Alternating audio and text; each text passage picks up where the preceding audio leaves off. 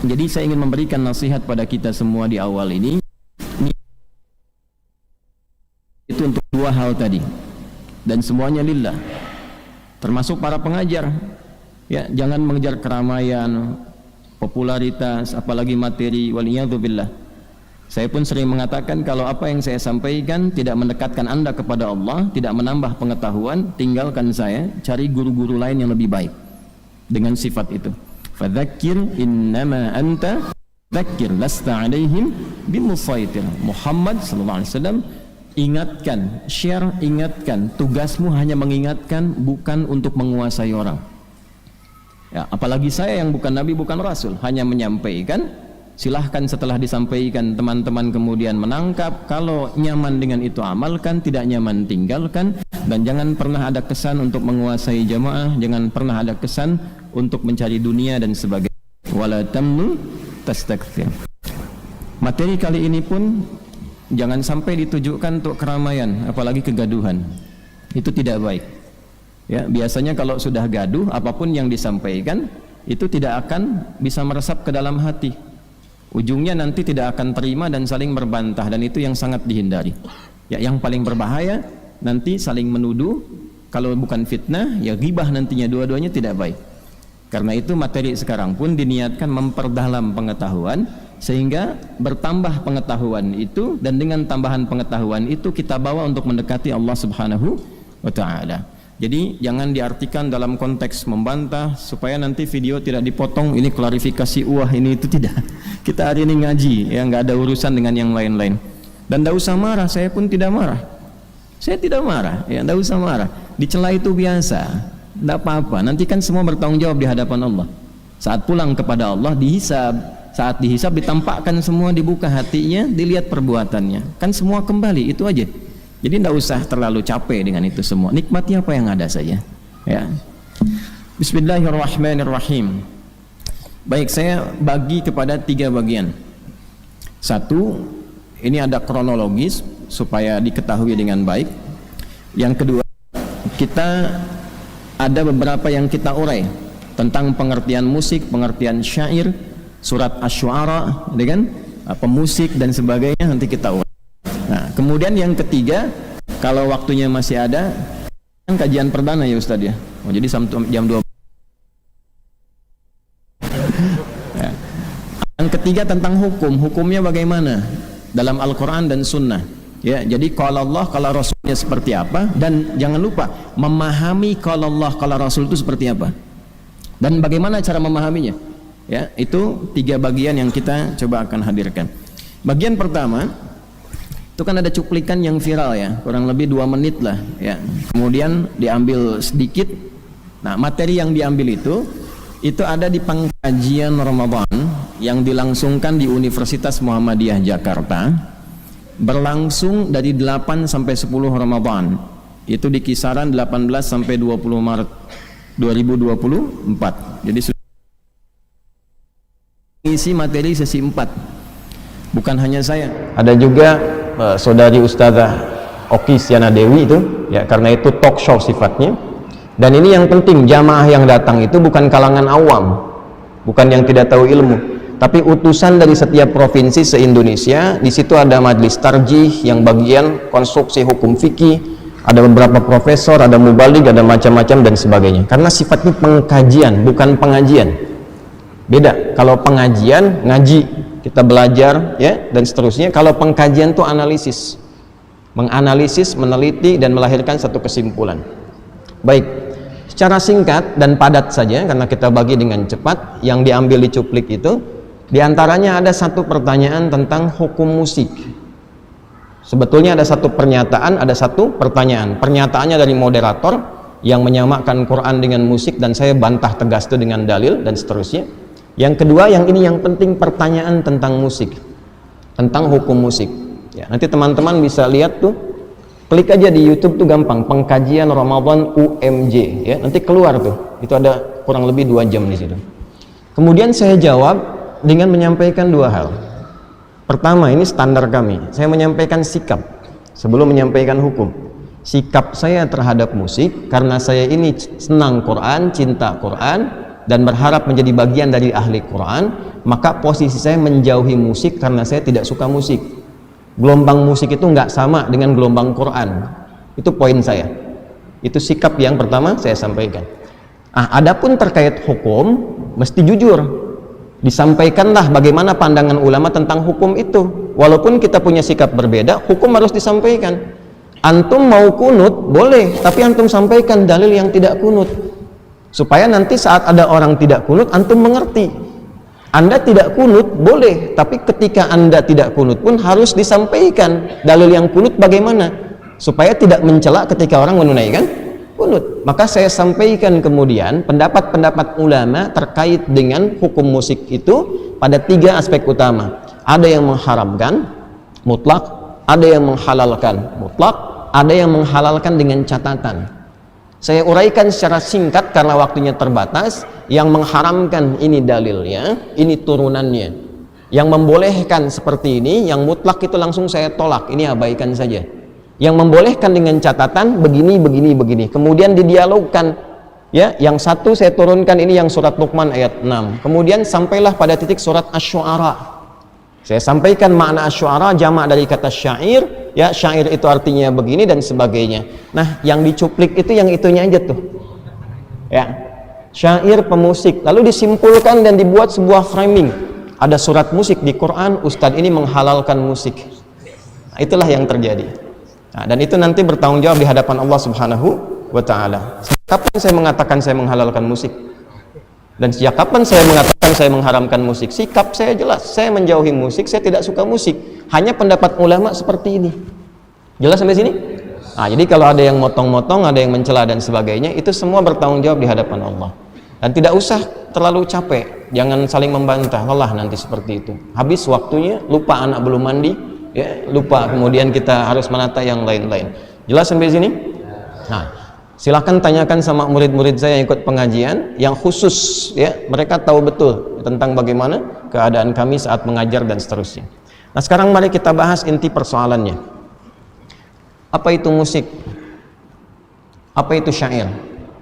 Karena konon ada berita Ustadz Adi tidak bisa bedakan antara musik dan syair. Konon, ya.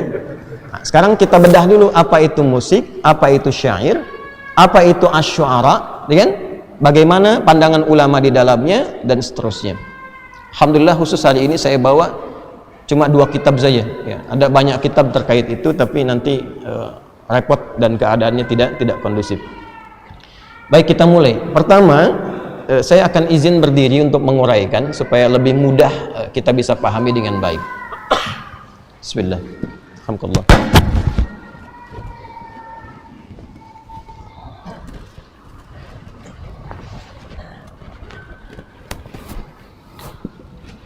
Bismillah. Bisa terdengar jelas ya?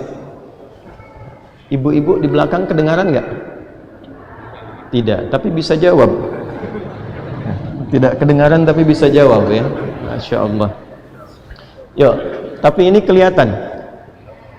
Masya Allah. Belum saya tulis sudah kelihatan. Tidak kedengaran bisa jawab, belum ditulis sudah kelihatan. Bid'ah itu. Canda ya. Ini saya tulis musik di sini saja. Ini saya tulis syair. Nah, ya. Ini pakai bahasa Indonesia dulu untuk memudahkan. Kemudian yang bahasa Arabnya sini musiqa ini. Yang ini pakai alif lam asy-syair. Kalau syair nanti orangnya. Coba lihat pelan-pelan sini ya, supaya bisa mudah dipahami. Nanti saya turunkan referensinya, teman-teman bisa akses, ya. Kalau bisa handphonenya turun aja, kan ini juga sudah ada di sini dan sudah direkam, ya. Jangan bikin live di atas live, ya, supaya fokus nanti. Lihat sini, kata musik pertama itu bukan bahasa Arab. Saya ulangi, kata musik bukan bahasa Arab. Jelas? Kata musik itu dari bahasa Yunani asalnya. Yunani. Ya. Dari kata musika, musika. Ya. Kata museka ini dalam mitos Yunani diambil dari kata muse, artinya dewi seni. Dewi seni. Jadi Zeus itu punya, dikisahkan dalam mitologi. Mitologi itu mitos, ya, bukan yang di online. Zeus online bukan ya. Zeus dalam mitologi Yunani itu punya 9 putri. 9 putri itu disebut dengan Muses namanya, jamak dari kata muse, Muses. Ya. Perhatikan baik-baik. Nah, 9 putri ini terkait dengan seni dan musik, karena itu disebut dengan muse. Misal ada yang namanya Cleo, kan? Itu dewi musik terkait dengan puisi. Nanti ada yang terkait dengan nyanyian, terkait dengan tarian dan sebagainya. Itu 9, ya. Kalau teman-teman mau akses, silahkan nanti cari referensinya tentang ini. Mungkin karena sekarang ini manusianya adalah manusia yang mengandalkan pada Google, ya, googling saja, ya, googling saja nanti arti musik misalnya, nanti keluar tuh. Bahkan kalau Anda misalnya buka Wikipedia pun ada musik, itu keluar tentang pernyataan ini. Singkatnya adalah musik ini bukan dari bahasa Arab. Karena itu di era Nabi SAW, bahkan sebelum era Nabi, di masa jahiliyah sebelum Nabi lahir, kata ini tidak dikenal. Sekali lagi, kata ini tidak dikenal karena ini bukan bahasa Arab asli. Kita tuh kenal kata musik baru kekinian aja di abad-abad ketika Yunani itu banyak diterjemahkan, baik filsafatnya dan seterusnya, terutama nanti ketika berdiri perpustakaan besar Baitul Hikam, ya, Abu Ja'far Al-Mansur nanti ya diantaranya itu membuat satu gerakan banyak penerjemahan, maka dihimpun karya-karya Yunani. Dari situ kemudian muncul istilah-istilah datang, dan mu'arabah atau musta'arabah diarabkan, viral di Arab. Jadi ke era Nabi, ke era sebelum Nabi ini nggak dikenal, baru kekinian kemudian didapatkan di abad-abad jauh setelah itu baru muncul kata ini. Jelas di sini? Nah, sekarang padanannya apa dalam bahasa Arab kalau ini tidak ada? Padanannya apa? Bagaimana tahu hukum musik kalau katanya aja nggak ada? Silahkan cari kata musik dengan kata musik kok begini di Al-Quran, satu kata aja, cari. Kalau Anda dapat, saya kasih hadiah haji setiap tahun. Karena tahu saya tidak akan ada. Silahkan cari sampai kiamat kurang 2 menit. Ya, kurang 2 menit lah, 2 hari kan udah banyak tuh. Ya. Tidak akan ditemukan karena memang tidak ada kata ini dalam bahasa Arab di era itu, tidak ada, tidak ditemukan. Cari dalam hadis, nggak akan ketemu, tidak akan ditemukan. Lalu apa padanan yang terkait dengan makna ini? Sehingga nanti dibawa ke dalam konstruksi hukum musik apa? Untuk menjawab itu kan mesti tahu apa yang dimaksud dengan musik, apa turunan definisinya, bagaimana kegiatannya, apa yang senafas dengan itu, kiasnya kemana, analoginya kemana, mana istilah yang serupa dengan ini, mesti dicari. Kalau tidak ada, nggak mungkin kita simpulkan hukum. Cara berpikirnya kan begitu, ya. Maka dicarilah kemudian oleh para ulama, ditemukanlah istilah yang senafas dengan ini, setidaknya punya 4 sampai 5 nama. Sejak zaman jahiliyah sebelum Nabi lahir sudah ada 5 nama ini, sampai kemudian di era Nabi mendapatkan komentar, pandangan baik langsung dari Nabi apapun terlebih dari Allah Subhanahu wa ta'ala dengan turunnya ayat-ayat dan surah khusus. 4 sampai 5 nama ini saya sebutkan satu-satu. Yang pertama al-hida, atau kadang disebut huda, gini. Bisa pakai dhammah, bisa pakai kasrah. Nanti saya sebutkan sejarahnya, saya sebutkan kitabnya, saya sebutkan turunannya. 2 al-ghina, ghina. 3 ini puncaknya, asy-syi'r.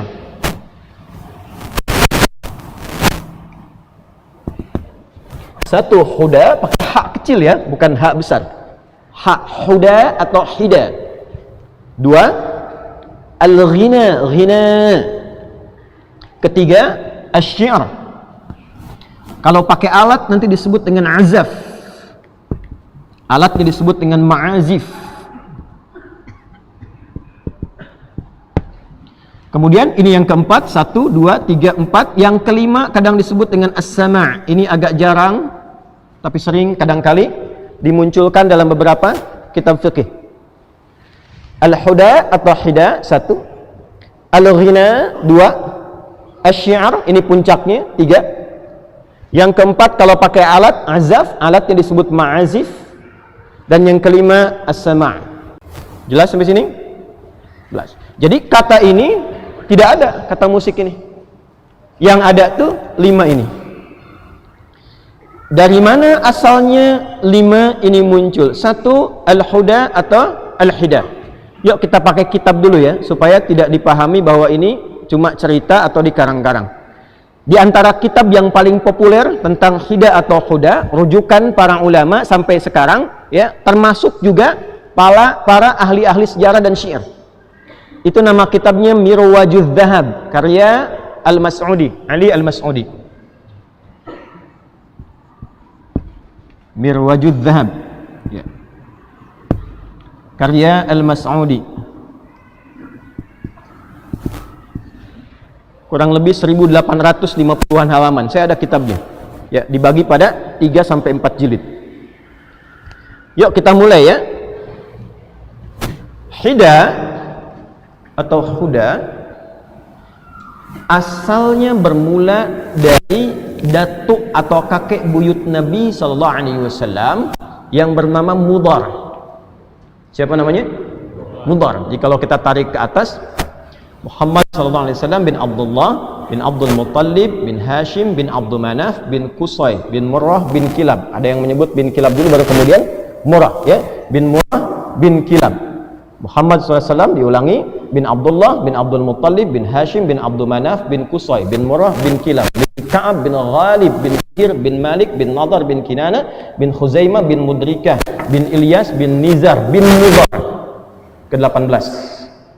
Ya, coba ulangi. Ya. Jadi ini datuk kakek Nabi yang ke atas ke-18. Jadi kalau diurut ke ayah berarti kurangi 1, ke-17 berarti. Nah, Mudhar ini keterangan ahli sejarah yang mencatat, ya, dan tersambung sampai ke atas. Nanti mereka punya rekam yang diceritakan dari masa ke masa. Lalu nanti pada era tulisan dituliskan. Mudhar ini di antara tokoh sosok yang terkenal suaranya sangat bagus dan indah. Satu kali beliau naik atas untanya, lalu jatuh dari unta itu, tangannya cedera, patah. Ya. Saat itulah beliau minta tolong pada orang sekitarannya yang sedang berada di dekat-dekatnya, dan dengan unta mereka minta tolongnya begini, wa yadah, katanya kan. Wa itu digunakan untuk meminta tolong. Ada huruf panggilan, nida, itu 14 dalam bahasa Arab, ada 14 jenis. Ya, ada a, ada ya, ada aya, dan diantaranya ada wa. Wa itu khusus untuk minta tolong. Wa yadah, gitu kan? Ya, tolong tanganku patah, tolong tanganku patah. Menariknya, karena suaranya bagus, orang tidak fokus dengan cederanya, tapi fokus dengan suaranya. Yang saking bagusnya, jangankan orangnya, unta-unta sekitaran pada datang berkumpul. Wa yadah, katanya kan, tolong tanganku, gitu kan? Ada iramanya, maka datanglah orang-orang ke situ, fokus kepada suaranya. Nih suara enak banget katanya. Jadi bukan fokus kepada cederanya. Maka dari situlah viral katanya itu wa yadah, ditirulah itu dengan senandung-senandung tertentu, awalnya dikhususkan untuk mengarahkan unta. Ya, karena ketika unta dengar itu makin semangat, makin cepat, makin jalan dan seterusnya. Maka dimodifikasi oleh sebagian orang, ketemulah kemudian irama-irama iqa' dalam bahasa Arab itu. Sampai muncul formulanya. Dari situ formula ini digunakan untuk mengarahkan hewan. Senandung nyanyian yang diarahkan untuk bisa mengarahkan hewan itu dalam bahasa Arab disebut dengan hidaun atau hudaun. Ini asalnya. Ini versi 1 ini itu untuk mengarahkan hewan. Dari situ menyebar ke masyarakat luas, kan cepat viral dulu walaupun belum ada Google dan seterusnya. Menyebar cukup banyak, lalu banyak modifikasi. Ya, jadi bentuk formulasi, jadi notasi-notasi yang kalau sekarang disebutnya dengan notasi lah, ya, notasi irama. Nah, mereka bentuk jadi nyanyian umum yang tadinya untuk hewan dibikinlah jadi umum. Bisa untuk orang, bisa untuk menggambarkan ilustrasi sekitaran dan sebagainya. Maka ketika bentuknya dirubah dari untuk hewan saja menjadi senandung umum, itu disebut dengan ghina. Apa namanya? Ghina. Ini yang kita sebut dengan lagu nyanyian sekarang. Terjemahkan dengan lagu nyanyian. Ghinaun. Jelas? Oke, 2. Dari situ, dari senandung itu, kemudian lebih spesifik. Sampai itu ada orang yang khusus untuk bisa memeriksa ini polanya benar atau tidak, untuk menunjukkan bahwa ini yang marak di masyarakat kami ini, sastranya seperti ini. Kalau keluar dari sini itu tidak disebut dengan bagian dari komunitas masyarakat kami. Maka Allah Az-Zibyani, dia yang mengoreksi. Kalau pengen bikin lirik seperti ini, kalau pengen bikin ghina, formulanya begini. Formula itulah yang kelak kemudian dikenal dengan nama bahar. Bahar. Ya. Ba, ha, ra. Nih, bahrun. Bahr. Jamaknya bukhur. Pakai ha, ba, ha, waw, ra. Bukhurun. Saya pelankan. Ada 16 jenis bahar pada waktu itu. Ada berapa? 16 formula, 16 jenis, ya. Sittata asyar bahran. Contoh. Satu, ada yang namanya bahar tawil. Formulanya. Tawil. Ya, disebut tawil karena formulasinya panjang. Tawilun lahu dunal bukhuri fadailu fa'ulun mafa'ilun fa'ulun mafa'ilu. Formulasinya fa'ulun mafa'ilun fa'ulun mafa'ilu. Fa'ulun mafa'ilun fa'ulun mafa'ilu. Ini rumusnya. Jadi kalau ada orang ingin bikin nyanyian dengan menggunakan formula pada masa itu, lalu nanti menghadap untuk dikoreksi benar atau tidak, diantaranya pada An-Nabighah Az-Zibyani, pakai formula ini dicek nanti. Fa'ulun mafa'ilun fa'ulun mafa'ilu kifanabki min dzikra habibin wa manzili wa bainad dakhuli fahawmali. Contohnya yang punyanya Imrul Qais misalnya. Kalau cocok, bagus, silahkan lanjutkan. Satu baitnya dibikin, 2 bait dibikin, 3 bait dibikin. Kalau formulasi ini menggambarkan tentang 1. Rasa, 2. Pikiran, 3. Informasi yang ada di sekitaran. Saya ingin mengungkapkan lagu dengan rasa yang saya sedang rasakan. Saya ingin menggambarkan ilustrasi situasi sekarang. Lihat Masjid Al-Azhar, langsung bikin lagu, langsung bikin lirik. Musik lagu yang ditampilkan untuk menggambarkan rasa, pikiran, dan ide, itu bahasa Arabnya disebut dengan syair. Ini. Jelas? Awas, hati-hati. Orangnya disebut syair. Syair.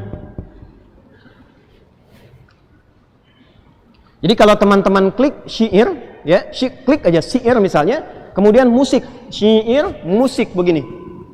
Maka definisi musik syair itu sekarang definisinya musiqa dzatu afkarin. Musik yang mengandung pikiran, mengandung ide, mengandung irama, mengandung rasa. Jadi tidak mungkin disebut syair kalau tidak ada musiknya. Jelas? Syarat musik itu masuk ke dalam syair, syarat disebut syair itu 5. 5 syaratnya. 1, afkar, ide. Ada pikirannya, ada renungannya, ada rasanya. 2, uslub, gaya bahasanya yang betul. Ini timbangannya. 3, fasohah, mesti fasih, nggak boleh ae, harus runtut. Kemudian yang selanjutnya khayal. 4, ada imajinasi. Sehingga ketika ada daya imajinasi, nggak langsung pada tujuan, itu lebih indah. Dan yang kelima, syarat yang kelimanya musik ini. Yang kalau dalam bahasa dulu disebut dengan iqa', namanya iqa', ada irama-irama nada.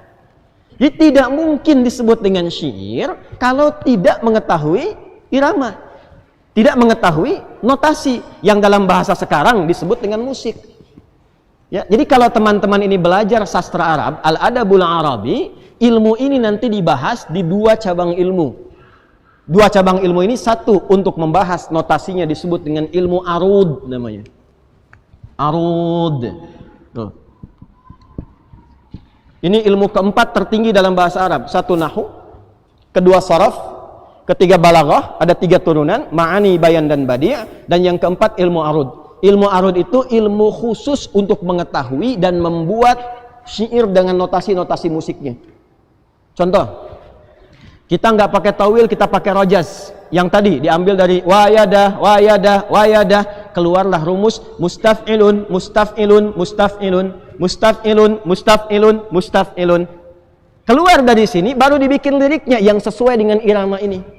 Sautus safiril bulbuli hayyaja qalbi thamili alma'u wa zahru ma'a zahri lahdhul muqali fa anta ya sayyidali wa sayyidi fakam tayyumuni ghazayyilun uqayqali qataftuhu min wajnatin min fi'li hadha ar-rajuli faqala la la la la faqad ghada muharwili wa wal walat wali wali ya wailani faqultu la tuwalwili fabayyinul lu'lu'ani qalat lahu hina kadha in hurwadhidzul muqali kahatan kaqaila li tabtabi tabtabi tabtabi tabtabuli. Coba ulangi. Itu contoh. Ya. Bisa pakai madid, mufa'alatun mufa'alatun fa'ilatun mufa'alatun mufa'alatun fa'ilatun. Contohnya apa aplikasinya? Tala'al badru alaina min thaniyatil wada'. Nah, itu ada iramanya, ada alunannya, ada notasinya. Notasinya tuh dari sini ilmunya arud. Jelas? Dari mana tahu itu? Karena ini jurusan kuliah saya. Itu saja. Kami ini spesialisasi, saya ini cinta Quran. Karena saya cinta Quran, saya ikuti jalur ulama. Nggak mungkin tahu dan bisa menafsirkan Quran kalau nggak kenal bahasa Arab. Imam Syafi'i ngajinya bahasa dulu. Imam-imam ulama tuh ngaji bahasa dulu. Maka jurusan kami itu bahasa dan sastra Arab. S1 kuliah saya membahas ini semua. Dan saya menulis buku di bidang arud ini. Namanya Minhatul Jalil fi Ta'rifi Arudil Khalul. Saya punya buku. Dan dalam bahasa Arab, bukan bahasa Indonesia. Minhatul Jalil fi Ta'rifi Arudil Khalil. Ini poinnya. Jelas? Oke, teruskan. Nanti dari sini orang-orang yang ingin membuat syair itu mesti menguasai 5 hal tadi. Afkar, ide, renungan, pikiran. 2 uslub, gaya bahasa yang mengacu kepada ini. 3 fasahah, kefasihan. Yang keempat khayal, imajinasi. Yang kelima musik, iqah, irama, notasi. 5 ini dikumpulkan sejak sebelum zaman Nabi sudah ada dan sudah dilombakan. Ya, ada 4 jenis perlombaan di masa Nabi. Walaupun yang viral itu 3. 1, lomba mengumpulkan harta. Jadi mereka keluar berniaga, nanti di akhir pekan kumpul. Akhir pekannya tuh yang kita sebut Jumat sekarang. Namanya Yaumul Arubah. Kumpulnya di tempat hiburan, weekendnya ke tempat hiburan. Apa yang dilakukan di sana? Foya-foya, kemudian bertanding. Yang ditandingkan itu 1 bertanding harta. Ya. Jadi kalau sekarang ada yang weekend ke tempat hiburan, kemudian update status harta, kumpul-kumpul siapa yang terkaya, itu jahiliyah sudah duluan. Ya. Nanti yang paling banyak hartanya itu disebut tajir. Nah. Pedagang. Sudah ada, sekarang juga ada kan? Ya, bahasa kerennya crazy rich kan ya? Ya, ada yang crazy rich, ada yang crazy tanpa risk gitu ya. Nah, itu tajir itu asalnya pedagang, karena dagang kaya. Makanya kalau mau kaya, orang jahiliyah itu dagang, bukan nipu. Bukan korupsi, sejahiliyah-jahiliyahnya jahiliyah, ya, tidak korupsi, dagang. Gitu ya, dagang. Nah, yang paling kaya disebut nanti tajir, jamaknya tujar. Yang kedua dukun. Dukun sudah banyak. Ya. Nanti pasangannya ketemunya dengan penyihir. Dukun, kahin, penyihir, sahir. Itu lomba bikin mantra. Siapa yang mantranya paling manjur, itu nanti akan diangkat sebagai ketua dukun. Jadi paguyuban dukun sudah ada zaman jahiliyah. Dan ketuanya banyak, betul. Makanya Nabi ketika nanti beliau diutus dan oleh Allah diwahyukan Al-Quran, dituduh ini kreasi dukun, maka dibantah oleh Quran, wa ma huwa biqauli kahin. Bukan, ini bukan produk sihir. Jelas? Yang ketiga, syair.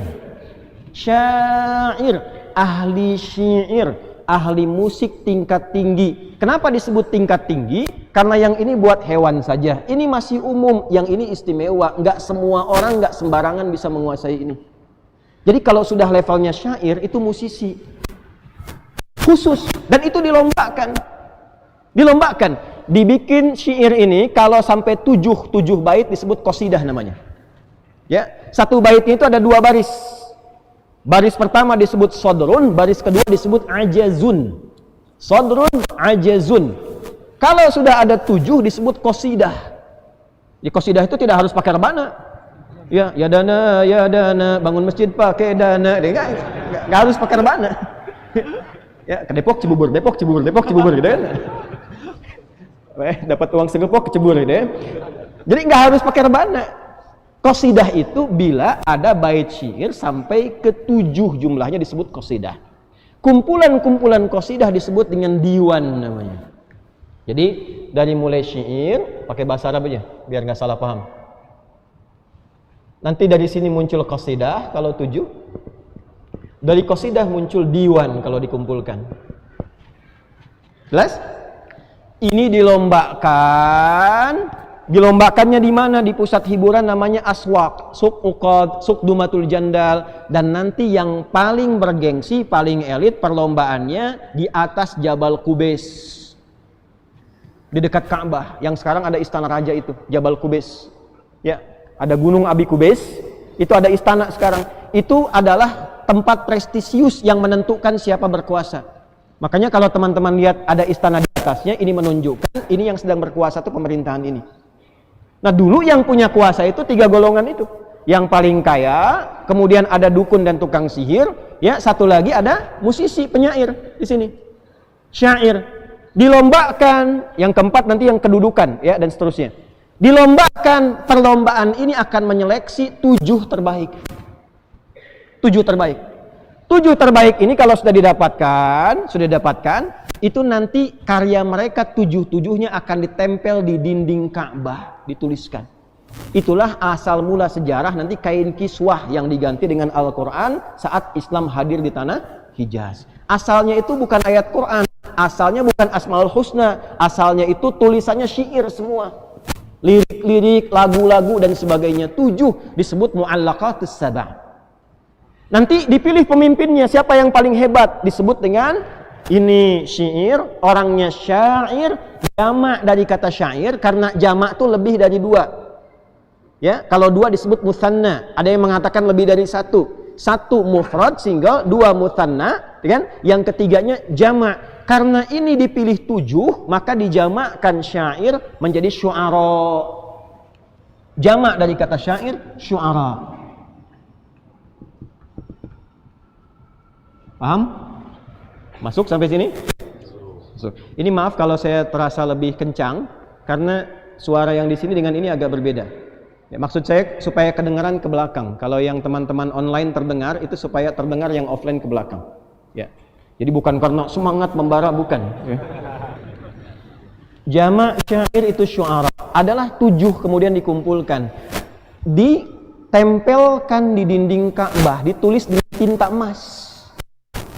Main-main, ditulisnya pakai tinta emas, ditempelkan di dinding Ka'bah, ditempelkan 7 terbaik namanya al-mu'allaqat as-sab'a. Kalau belajar sastra Arab pasti paham nih. Al-mu'allaqat as-sab'a.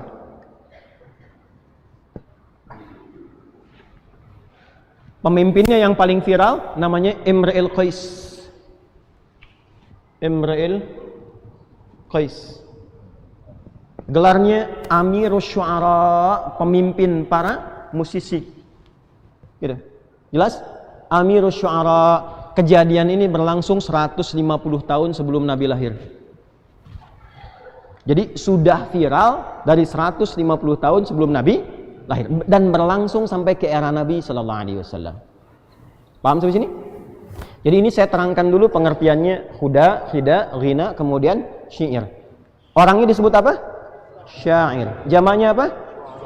Nah, kalau sudah paham sampai sini, Anda mengerti syair dalam bahasa Indonesia beda dengan syair dalam bahasa Arab. Jadi kalau Anda membaca syair dipahami bahasa Indonesia, ketemunya apa? Ya kata-kata yang ada iramanya, sajak, ya pasti beda dengan musik. Karena pengertian syair dalam bahasa Arab bukan dalam pengertian bahasa Indonesia. Tidak disebut syair, bukan disebut penyair kalau tidak menguasai musik. Ya, kalau sudah syair itu sudah musisi, sudah tahu lagu, tahu notasi, tahu lirik, itu baru disebut syair. Jadi bukan dalam pengertian bahasa Indonesia. Mungkin antum bacanya syair itu dalam yang terbayang di pengertian di kepalanya bahasa Indonesia. Ya, jadi disitulah disimpulkan beda syair dengan musik. Ya kalau bahasa Indonesia emang beda, pasti beda. Ya, musik dalam bahasa Indonesia, sekali lagi dengan syair dalam bahasa Indonesia itu kalau kemudian dipertemukan tidak akan ketemu karena tidak sama. Ya, yang syair ini hanya kata-kata, Anda bikin sajak, bikin puisi, disebut syair, ada penyair. W.S. Rendra misalnya, ya, Pak Taufik Ismail misalnya itu penyair. Dalam bahasa Indonesia itu belum tentu jadi musisi. Tapi dalam bahasa Arab disebut syair itu sudah pasti musisi. Sudah pasti itu. Nah, artinya bukan saya yang tidak paham. Mungkin yang sana ya menjawabnya begini, yang di sana melihatnya berbeda, gitu aja. Itu aja. Ya, kan tidak boleh kita menjelekkan orang. Ya, menyudutkan orang, menjatuhkan orang itu tidak boleh. Kita itu umat Nabi yang dilatih berprasangka baik. Karena di sana melihatnya dalam persepsi bahasa Indonesia, maka tidak ketemu.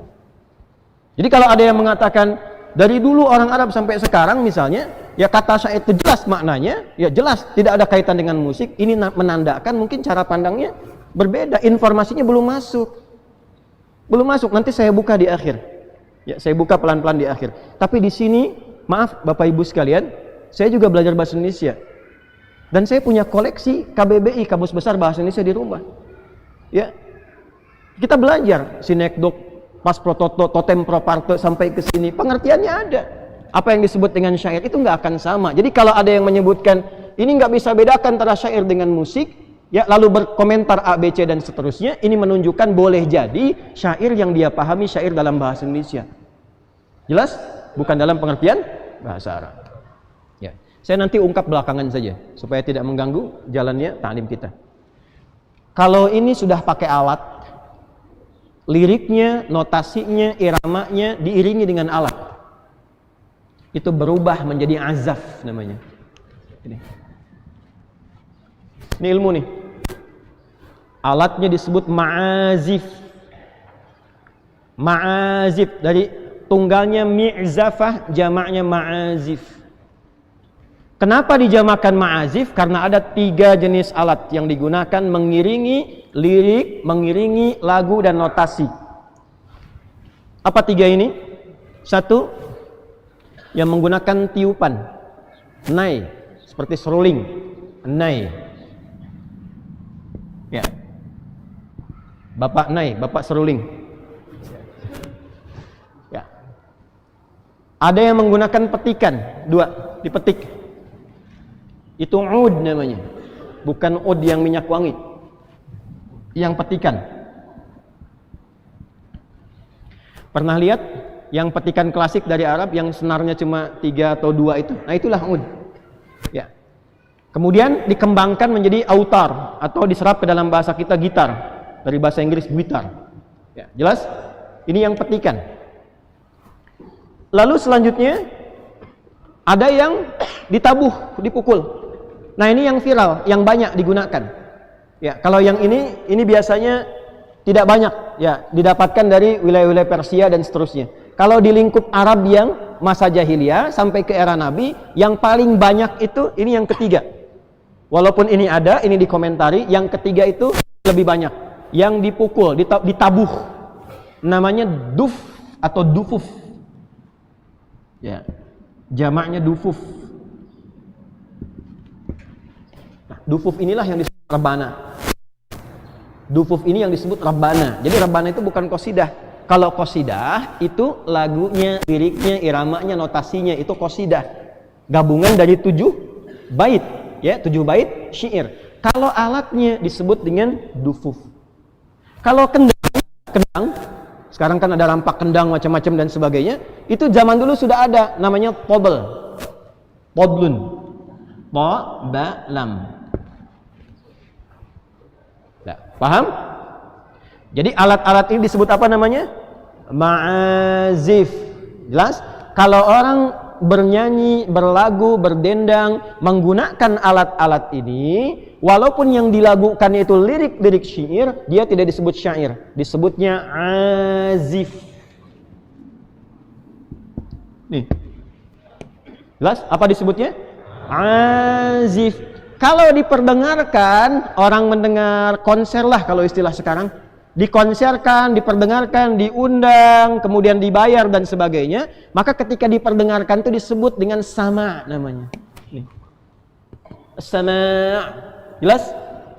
Nih, 1 2 3 4 5. Ini asalnya. Paham sampai sini?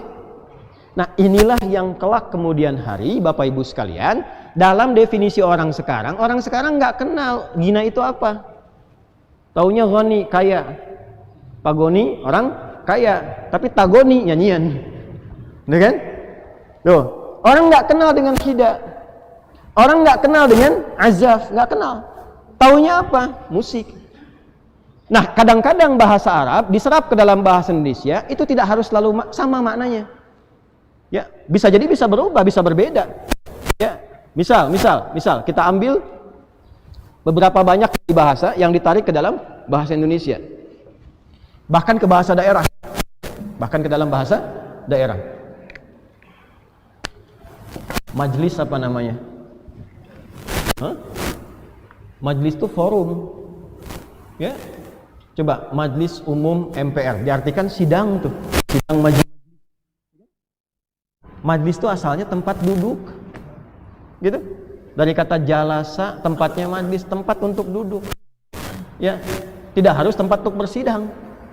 Majlis Jumat yang mulia, gitu kan? Ya, majlis itu dalam bahasa Indonesia tidak sama dengan bahasa Arab. Kalau majlis Jumat, forum Jumatan, padahal asal kata majlis itu tempat duduk. Syair ini itu produk musik dengan 5 syarat tadi. Ketika ditarik ke dalam bahasa Indonesia, maknanya berubah untuk membedakan dengan istilah yang sudah ada di tempat itu supaya tidak sama. Maka berubahlah syair menjadi istilah-istilah yang berbeda dari asalnya dalam bahasa Arab. Paham sampai sini? Di mana ditemukan itu? Nih saya bawa kitabnya, ini tebal sekali nih. Namanya Al-Musiqa wal Ghina fi Mizanil Islam. Musik, nah, dan lagu dalam timbangan Islam. Ini pengarangnya,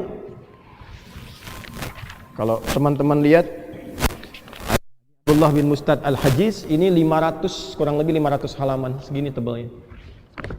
Dijelaskan asal usul ini. Semua diuraikan dari awal sampai akhirnya. Jadi ini bukan karangan pribadi, semua ini ada kitabnya. Dan ini merujuk lagi kepada kitab-kitab lain, dikumpulkan jadi setebal ini. Ya. Nah, kita belum ketemu nih sampai ke hukum. Setelah paham ini, 5 urutan ini, maka pola ini menyebar di masyarakat Hijaz pada masa itu. Kalau masuk Hijaz itu sudah masuk masyarakat Mekahnya terutama. Sudah? Nanti ada Mekah, ada Madinah dan seterusnya. Nah, di masyarakat Mekah pada khususnya, wilayah itu mereka sudah punya 6 sampai 7 kebiasaan sebelum ini datang. Ya, sudah punya 6 sampai 7 kebiasaan. Dan kebiasaan ini kebiasaan buruk. Makanya dikenal dengan jahlun, orangnya jahilun, digabungkan jahiliyah. 1, mabuk. Ya. 1 apa? Mabuk. Paling prematur di zaman itu mabuknya 5 kali sehari. Pemula itu, Pak. Pemula 5 kali sehari. Ya. Mabuk lagi, nah itu mabuk lagi terus, mabuk lagi sampai 5 kali. Itu pemula. Ya. 2, pezina. Ya, jadi ada orang yang bahkan kalau sehari nggak zina pusing. Zina itu, ya, hatam zina. Lebih dahsyat. Jadi kalau ada tetangga suami kumpul, ya, kongko duduk ngobrol. Saya nggak enak sama istri saya juga bosan. Malam tukeran yuk, ayo katanya. Itu malam bisa tukeran. Dan itu ada babnya, bahkan di fikih ada. Itu yang nanti dikecam, itu yang turun ayat-ayat tentang larangan zina. 2. Yang ketiga, nah ini problem. Suka nuduh, suka menjatuhkan, suka menyerang. Haja namanya. Haja. Nah, ini sumber peperangan nanti. Yang keempat, melahirkan keberanian untuk berperang. Hamasah. Yang kelima, menjadi profesi untuk meratapi orang ketika meninggal. Jadi ada gini, ada profesi ahli ratap. Jadi kalau misalnya ada yang meninggal, diundang nih yang profesi ini untuk meratapi aja, itu dibayar, Pak. Makanya nanti ada larangan dari Nabi jangan ratapi orang meninggal, karena itu ada kebiasaan jahiliyah. Jadi bayar orang untuk nangis aja, gitu ya.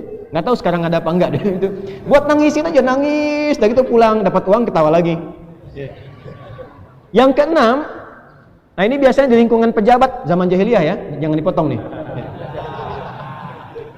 Itu dibayar untuk muji-muji. Ya, untuk muji aja, muji ya, ABS asal Bapak senang gitu. Jadi ketika muji dapat uang, ketika muji dapat uang, itu madah namanya. Madah. Nah, saya turunkan ke 6 ini, saya tuliskan. Bismillah.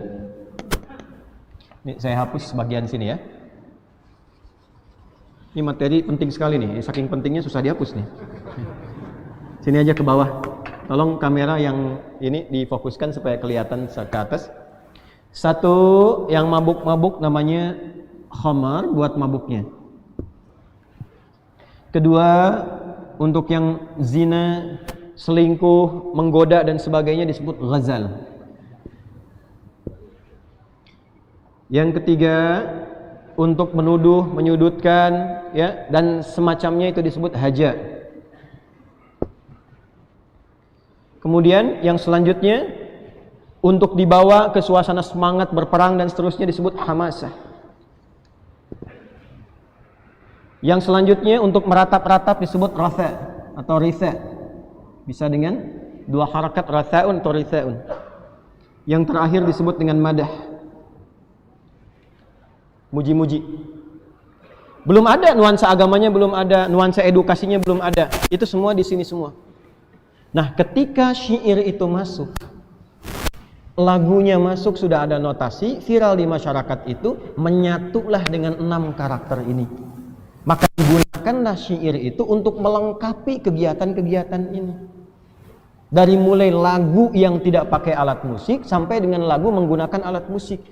Jadi supaya lebih masuk dan jadi kalangan elit, kapan disebut elit orang jahiliyah? Kalau mabuk, kalau mabuknya ada lagunya. Mabuknya ada syairnya. Kadang disertai alat musik. Nah, syair-syair yang dilekatkan pada aktivitas mabuk disebut khamriyat namanya. Apa namanya? Khamriyat. Misal saya bacakan yang paling viral. Kalau Anda belajar nanti di jurusan sastra Arab, nanti pas masuk bab syair, pendalaman syair, itu ada syair yang sangat populer tentang khamr ini. Syairnya Farazdak. Hayyam bina ila khamrin muskirina, fawailul lil musallina wa laysa lil muskirina. Gitu kan? Mari kita mabuk-mabuk, karena yang celaka itu orang yang sholat, karena Tuhannya berfirman celaka untuk orang sholat, wailulil musallin, bukan celaka untuk orang mabuk. Itu saking jeleknya tuh. Ada. Itu khamriyat. Ya, mereka mabuk itu pakai lagu, ada yang diiringi dengan alat musik ma'azif. 2. Ini yang kedua itu untuk merayu perempuan, untuk selingkuh, untuk zina, itu pakai ghazal. Jadi kalau cuman merayu biasa itu nggak keren. Kapan menjadi keren? Ketika bikin lagu, bikin syair dan seterusnya. Begitu dibikinkan, itu langsung perempuan tertarik, bisa zina seketika. Itu ghazaliyat namanya. Ini bukan, jauh sekali. Ya, hati-hati, jangan salah berpikir. Ya, ini ghazaliyat. 3 haja itu sengaja untuk nyerang. Ya, untuk persiapan, merendahkan, menyudutkan, menghantam, itu jadi istimewa dan terasa hancur martabat kalau diserangnya pakai syair. Ya, itu bisa menembus dalam komentar Nabi nanti, menyerang menggunakan haja ini, itu bisa menembus lebih cepat dibandingkan anak panah yang melesat. Itu komentar Nabi, dan itu ditemukan dalam kitab-kitab tafsir. Ya, nanti saya berikan referensinya. Kemudian ini hamasah. Hamasah ini biasa disertai dengan genderang. Ya, dengan satu yang dipukul, ditabuh itu, ya, itu biasanya persiapan kalau mau perang. Teman-teman pernah lihat nggak kalau film kolosal itu ada yang ditabuh itu, genderang besar, bung bung bung bung bung. Di Arab itu bukan cuman dulu dengan kenderangnya, tapi ada lagunya, ada liriknya, ada syairnya, ada qasidahnya. Ya. Dan nanti kedepannya menjadi mars. Mars itu kalau tentara-tentara itu mau menyerang itu, masa-masa Turki Utsmani itu kan ada Janisari itu. Coba lihat himnenya deh. Kalau sudah kedengaran itu keadaannya, musuh itu jadi gentar. Itu asalnya hamasah. Sudah ada. Kemudian yang kelima itu rasa, untuk meratapi yang tadi saya sampaikan, ya, itu pakai lagu. Profesi peratap itu akan lebih keren dan harganya jadi mahal, bayarannya tinggi kalau dia punya lirik, punya lagu dan dia masuk di bidang itu. Itu lebih tinggi dan dibayar. Yang terakhir madah, untuk muji-muji. Nah, itulah masuk ke lingkup masyarakat jahiliyah, sehingga ketika dipakai oleh mereka kata-katanya tidak bermanfaat, dan kadang mereka bahkan kumpul, ini poinnya, ketika Nabi diutus berdakwah menjadi Rasul, bahkan sebagian profesi mereka itu digunakan untuk menghantam Al-Quran dan menghantam Nabi. Contoh, siapa aja tokohnya, ini saya bacakan referensinya. Coba di kitabnya yang paling gampang, Tafsirul Munir, karya Syekh Profesor Wahbah Az-Zuhaili, itu yang paling baru sekarang, ya. Saya bisa sebut yang lain seperti At-Tabari juga ada. At-Tabari juga ada. At-Tabari itu yang paling klasik, tafsir kalangan salaf. Yang paling awal-awal itu tafsir Ibnu Jarir At-Tabari, 16 jilid. Ya, itu tafsir kedua setelah Tanwirul Mikbasnya Ibnu Abbas. Kalau Ibnu Abbas itu tafsirnya singkat-singkat, jelaskan kata, jelaskan kata. Nanti metode ini ditiru oleh yang tafsirnya Jalalain. Kalau At-Tabari setelah itu agak panjang, menyampaikannya Quran, hadis, Quran, hadis, Quran, hadis, riwayat. Itu 16 jilid. Metodenya di copy paste oleh Imam Ibnu Katsir dalam tafsirnya Al-Qur'anul Azim. 16 dijadikan 2 sampai 3 jilid. Lalu kemudian ulama kontemporer menghimpun itu semua, digabungkan jadi informasi. Contohnya yang Tafsirul Munir tadi, juz 9. Ya, saya sampaikan karena saya sudah baca. Contoh tokohnya siapa saja? Satu, An-Nadhr bin Al-Harith, yang hidup di zaman Nabi terus sampai nanti mencela dan sebagainya, ya. Satu, An-Nadhr bin Al-Harith. Dua, Hubairah bin Abi Wahab. Tiga, ibu mungkin belum banyak tahu ini, Bu. Tahu nggak? Belum kan? Belum saya tulis kan? Ya. Al-Awra. Bu tahu nggak Awra itu siapa? Awra tahu siapa? Kalau Abu Lahab tahu siapa? Ya? Istrinya Abu Lahab itu namanya Awra. Dan istrinya Abu Lahab ini adalah seorang penyair. Penyairnya bukan bahasa Indonesia, penyair bahasa Arab. Artinya musisi juga, tahu musik, tahu lagu dan sebagainya. Ini mereka itu kadang kumpul-kumpul hanya untuk merencanakan bagaimana menyerang Al-Quran dan Nabi SAW. Kumpul-kumpul, ngobrol-ngobrol, bikin lirik, ya, disatukan jadi lagu. Karena keluar dari suara yang dikatakan hadis. Ya, sesuatu yang dikumpulkan tidak ada manfaatnya disebut lahwun. Jamaknya, ya, jamak dari kata lahwun, kalau ke alat itu disebut malahi. Malahi. Kalau ada alat-alat ma'azif itu dipakai untuk kemaksiatan seperti tadi, maka itu disebutnya malahi.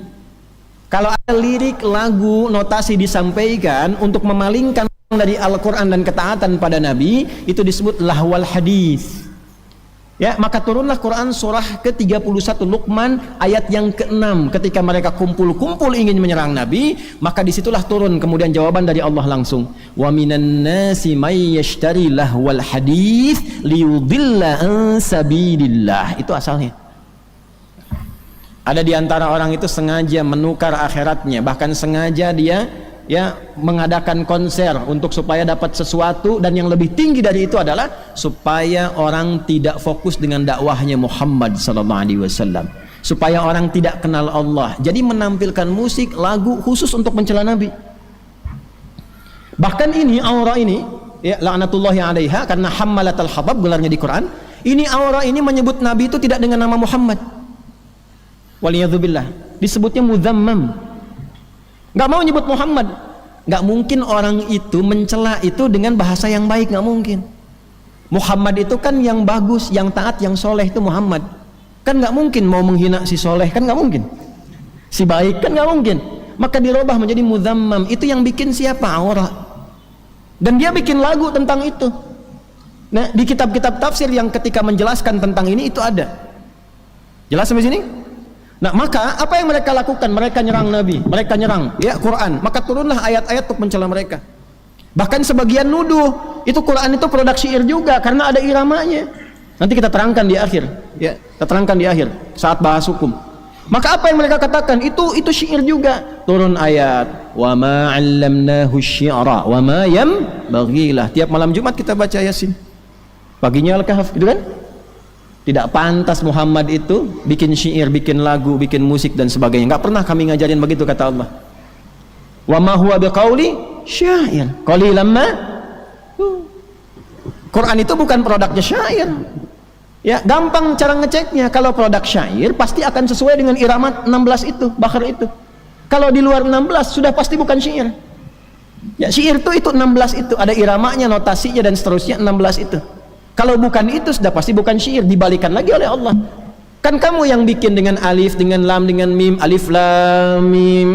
Tuh kan? Kamu yang bikin syair dengan itu. Coba cek sama enggak? Enggak ada yang sama. Dzalikal kitabul la raiba fi, tidak ada keraguan. Quran itu bukan musik, bukan syair, firman Allah, jauh dari apa yang kamu bayangkan, jauh dari apa yang kamu tuduhkan. Makanya bukan syak tapi raib. Raib itu ragu sambil nuduh. Ya. Kayaknya Ustadz Adi tidak menguasai bidangnya deh. Emang itu Ustadz itu memang cuma pandai retorika. Nah itu meragukan sambil nuduh. Itu raib namanya. Jelas? Nah, ini contoh ya, contoh saja, nggak ada kaitan dengan apa-apa. Nah ini 16 ini dipakai, ini turun ayat merespon. Respon tertingginya apa?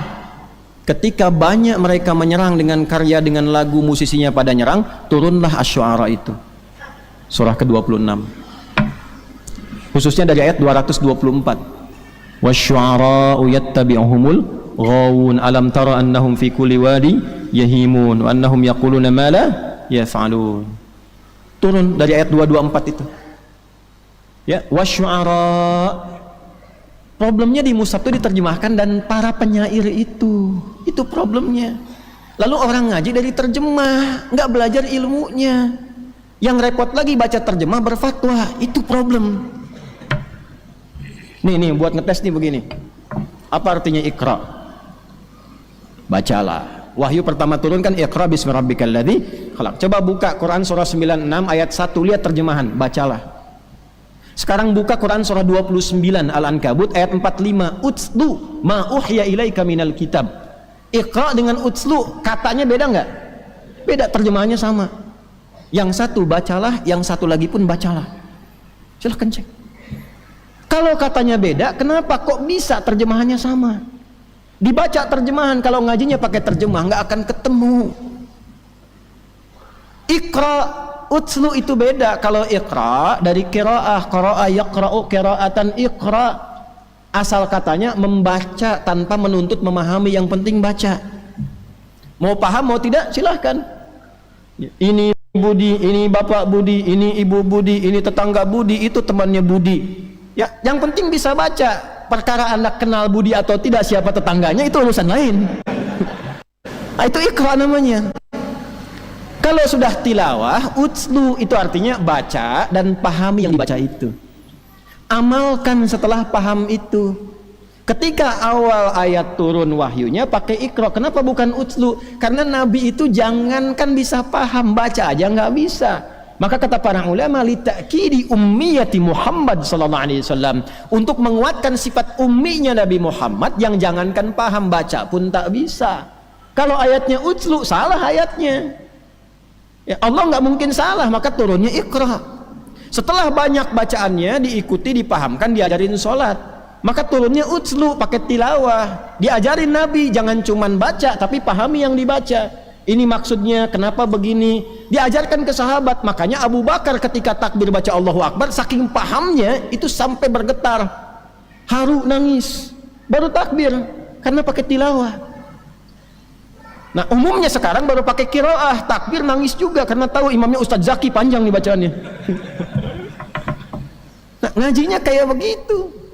Contoh lain, Al-Baqarah pembuka, alif lam mim. Lanjut, dzalikal kitabul la hudalil, buka mushaf. Dzalikal kitab itu diterjemahannya kitab ini. Kitab ini, Pak. Yang belajar nahwu aja, yang paling standar tahu dzalika terjemahannya apa? Itu. Kalau ini hadza, kok bisa kitab ini? Apa salah terjemahan? Tidak, ngajinya pakai balaghah. Itu belum lengkap asalnya karena memang terjemah itu bukan tafsir. Terjemah itu mengambil keumuman makna supaya minimal tahulah gambaran umumnya begini. Dzalika itu kalau di balaghah singkatan dari dzanya hadza, li-nya lamul bu'di, kafnya kaful khitab. Paham? Tidak. Dza hadza artinya ini, li lamul bu'di jauh, ka kaful khitab kamu. Saat Quran diturunkan mereka menuduh Nabi, ini produknya Muhammad, ini karyanya Muhammad, ini produk budaya, ini produk syair. Jawaban dari Allah turun, dzalikal kitab, dza kitab ini, li jauh, ka dari apa yang kamu bayangkan. Bukan seperti yang kamu pikirkan, bukan seperti yang kamu tuduhkan. Kalau tidak punya hujah, nggak punya ilmu, jangan nuduh, kata Allah. Makanya pakai raib, bukan pakai syak. Syak itu ragu saja, nggak ada tuduhnya, 50-50. Kalau sudah nuduh dan ragu pakai raib, la raiba fi, sudah nggak punya hujah, nuduh, itu raib. Orang sekarang tidak tahu raib, taunya apa? Syak saja, maka ditambah sangka, nuduh sambil nyangka, maka syak plus nyangka jadi syak wasangka. Tuh, pernah dengar itu? Nah itulah ngaji, itulah ngaji. Jadi kalau kita lihat Asy-Syu'ara diterjemahkan, di terjemahan penyair, yang terbayang ilmunya ilmu bahasa Indonesia. Terjemahannya aja penyair, tapi orang yang belajar itu ngerti. Oh, penyair itu orang yang tahu syair, syair itu ada lagunya, notasinya dan seterusnya. Nah, itu gambarannya. Maka tidak salah kalau diterjemahkan musisi dalam bahasa kekinian supaya orang paham. Tidak pernah para ulama sampai sekarang menyebutkan itu surat musik. Yang memang nggak akan pernah, Joni. Ya. Karena ulama dulu tuh sudah paham, ya syu'ara, penyair, ya pemusik. Untuk apa lagi dijelaskan? Karena mereka paham. Yang belum paham tuh kita, makanya saya pahamkan. Begitu Cepi. Cepi itu cepat pikirkan, bukan orang. Cepat pikirkan. Nah, kita ngajinya pakai ilmu. Ya, jadi kalau sudah paham mengerti seperti itu, jelas paham. Ya, mengapa ini muncul seperti ini syair begini dan sebagainya? Ya tadi melihatnya persepsi berbeda. Karena ternyata yang motong video saya itu bukan dari pelajaran, yang belajarnya itu dari latar belakang agama. Itu alumni teknik industri. Ini saya punya skripsinya. Alumni UII masuk di UII. Ya, kemudian 27 Februari 2007 itu sidang skripsi. Ini jurusan teknik industri masih ada nih, tugas akhirnya di saya. Tulis catatannya. Lalu pulang ke daerahnya, saya nggak usah sebut, jadi PNS. Itu di PNS, ayahnya kan juga suka ngajar, suka berkhutbah, ikut-ikut khutbah dan sebagainya. Lalu umrah 2010 pulang, dapat tugas belajar ke Saudi. Ya, di King Saud University. Nah, di King Saud ini bukan jurusan agama, engineering juga. Jadi nggak semua yang ke Saudi misalnya, atau yang ke UIA atau ke Libya misalnya saja belajar agama, belum tentu. Ya, teman saya dulu ada, ya alumni pertama pesantren saya itu ke Saudi, di kampus yang sama jurusannya pertanian dan perkebunan. Pulang ke Garut, ke daerahnya ke Garut, diminta ngajar tafsir, cerita ke saya. Maka saya jelaskannya tafsir kurma Ustadz, katanya. Tapi ngambil kitab ya kan, karena masyarakat nggak bisa taunya bahasa Arab, jelaskan tafsir kurma kan dekat ke Nabi gitu. Ya diambil kitabnya pakai bahasa Arab, penjelasannya teknik berkebun. Jadi masalah gitu. Ya kan, ini problemnya. Kalau menghafal Quran sampai hafal, alhamdulillah. Kita pun murid-murid banyak, ini murid saya ini bersanad semua. Maaf Bapak Ibu sekalian, murid kami yang khusus yang belajar itu belajar hadis pun pakai sanad. Nggak bisa begini, innamal a'malu binniyat, nggak bisa. Dari siapa terima, kitab mana, dari siapa sampai ke Nabi. Itu belajarnya. Nah sekarang kita menyampaikan ini, kemudian disoal, yang nyoal kita alumni teknik industri, kan nggak nyambung. Nah, ini kan problem. Tapi kan jadi ustad. Nah itulah hasilnya gitu. Ini masalah. Saya tuh membahas bukan karena ini siapa. Kasihan masyarakat tuh, terutama yang hijrah, pengen belajar, ketemunya yang begini. Kan jadi masalah gitu. Bagi saya nggak ngaruh. Saya tuh tidak terlalu, maaf ya, tidak terlalu berkepentingan. Anda mau datang mau tidak nggak ada masalah. Ada orang nggak ada masalah. Ada satu orang yang ngaji cuma anak saya, alhamdulillah nggak ada masalah. Ya, antum kalaupun mau ngaji dengan siapapun silahkan. Kan saya sering rekomendasikan ngaji dengan si fulan, ngaji dengan si fulan. Di Al-Azhar ada siapa aja, ikuti. Jangan lihat siapa, ambil kalau baiknya ada, ambil. Mendekatkan pada Allah, pada Rasul, ambil. Kalau tidak sepakat jangan mencela. Ini pun jangan dicela. Nggak boleh begitu. Dan saya tidak tersinggung kok, nggak apa-apa. Ya, kan hisabnya di hadapan Allah nanti saat kembali. Ada yang menyebut Adi Hidayat dicoret mukanya Yahudi. Wah, ini Ruwaibidah dan sebagainya. Nggak apa-apa. Nanti saat kembali pada Allah masing-masing dibuktikan. Ya, biasa saja. Justru kita itu kalau dicela itu berarti sesuai fitrah. Fitrahnya kan begitu, pasti dicela kan? Allah dicela, malaikat dicela, Rasul dicela, ulama dicela. Adi Hidayat itu siapa gitu? Masa nggak mau dicela? Ya kan? Paham nggak sampai situ? Nah, jadi tapi kita tidak boleh mencela. Antum pun jangan mencela, nggak boleh. Ya, jangan menjatuhkan orang, nggak boleh. Ustadz itu jangan dicela. Mungkin ada kelebihannya, ada baiknya, ada segmennya yang bisa belajar dekat dengan Allah di situ. Itu yang terbaik itu begitu. Paham sampai sini? Saya pernah mengatakan kalau Anda belajar dengan saya dan ilmunya hanya digunakan mencela orang lain, saya tidak mengakui Anda sebagai murid. Betapapun orang itu mencela saya, biarkan saja. Nanti saat kembali pada Allah ada hisabnya masing-masing. Ya, saya bukan pengagum hukum positif dalam arti begini, jangan dipotong lagi nih. Pasti. Dalam arti sedikit-sedikit perkara kan tidak, bukan. Kecuali kalau udah masalah Quran, masalah Allah, masalah Rasul, baru saya turun. Kalau cuma Adi Hidayat ngapain? Itu kan kalau hukum positif kena semua tuh. Ya kan? Pencemaran nama baik, fitnah apa, kena semua. Pasalnya pun lengkap itu, bisa 6 tahun penjaranya. Ya, tapi kan untuk apa? Masa muslim satu dengan muslim yang lain bersaudara kok menjatuhkan orang? Kan tidak boleh begitu, tidak boleh. Ya. Paham sampai sini? Nah, dari sini ketika turun ayat tadi wasyu'ara ayat 224 khususnya, ya sampai ke ayat 225-nya, sebelum masuk 226 khususnya 227 khususnya, itu datanglah para musisi, bahasa sekarang nih. Bahasa sekarang. Kalau terjemah bahasa Indonesia para penyair, kalau bahasa Arab aslinya para syu'ara yang memang mereka itu sudah masuk Islam. Bahkan mereka banyak hijrah ke Habasyah. Ada di sekitaran Nabi, sering membela Nabi. Kalau Nabi dituduh, direndahkan, dicela, turun Hasan bin Thabit. Bikin syair membela. Kalau dihantam Nabi, turun Abdullah bin Rawahah. Balik membela.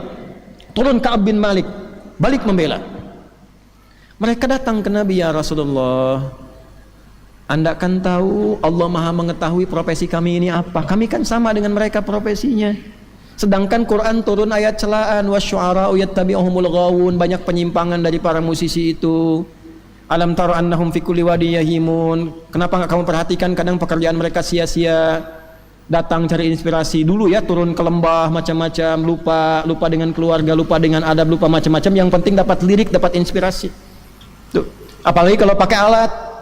Kalau musisi sudah pakai alat, pakai macam-macam yang tadi itu, dibawanya ke khamriyat. Udah pasti tuh, kalau sudah pasti mabuk, pasti zina. Dulu begitu jahiliyah, saya tidak bahas yang sekarang ya. Bahas yang dulu. Kalau musisi dulu sudah bahas pakai lagu, pakai alat, pakai macam-macam ma'azif, dan kumpul-kumpul, itu sudah pasti, minum-minum itu pasti. Zina itu pasti, makanya disebut malahi. Turunlah hadis Nabi. Ya, akan ada orang yang menghalalkan sutra, pernah dengar itu? Ya, kemudian ma'azif, ujungnya ma'azif. Apa itu ma'azif? Alat-alat musik yang melalaikan, yang malahi. Makanya tafsirnya ayat al-malahi gitu. Ditafsirkan ke situ, itu gabungan satu konteks, satu gabungan. Ya.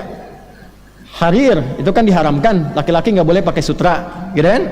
Kemudian ma'azif, kok bisa digabungkan ke situ? Zina kan jelas haram, itu dosa besar. Zina itu dosa besar. Kok bisa Nabi menyampaikan akan ada yang menghalalkan zinanya halal, ya kan? Kemudian apalagi pakai sutranya halal. Kemudian ma'azif, alat-alat musik nyanyian digabungkan, itu wawunya tafrik atau ma'iyah? Tanya dulu tuh. Kalau tafrik bedakan satu-satu, ketika dibedakan hukumnya beda. Kok bisa dosa yang ini disamakan dengan zina? Zina itu kan kabair. Sedangkan musik, ulama yang mengharamkan pun itu haramnya haram shaghair. Kok bisa digabungkan? Maka ulama menyimpulkan disatukan nih, maksudnya nyatu. Apa maksudnya nyatu itu? Kalau orang sudah datang ke satu tempat yang di situ ada alat-alatnya sambil berkumpul perempuan dan sebagainya, pakai pakaiannya bagus, mabuk-mabuk, kumpullah tiga itu.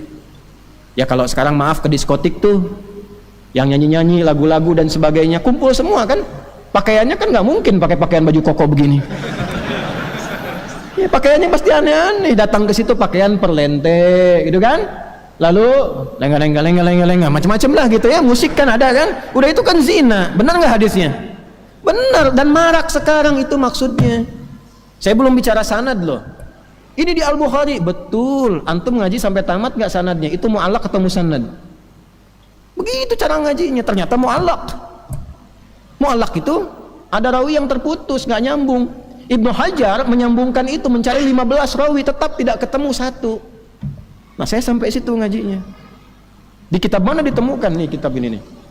Fiqhul ghina wal musiqa fi dhawil Qur'an was sunnah. Fikih lagu dan musik dalam timbangan Quran dan sunnah, lengkap di sini disampaikan. Cuma mau baca nggak? 222 halaman lebih. Sampai dalilnya. Nah, maka ketika situasi ini ada, Nabi mengatakan haram, ini haram. Yang tadi sahabat-sahabat Nabi itu ngeluh, gimana kami statusnya ya Rasulullah? Muncullah ayat 227, illal ladzina amanu. Kecuali para musisi yang beriman. Musisi itu bahasa sekarang yang saya sampaikan.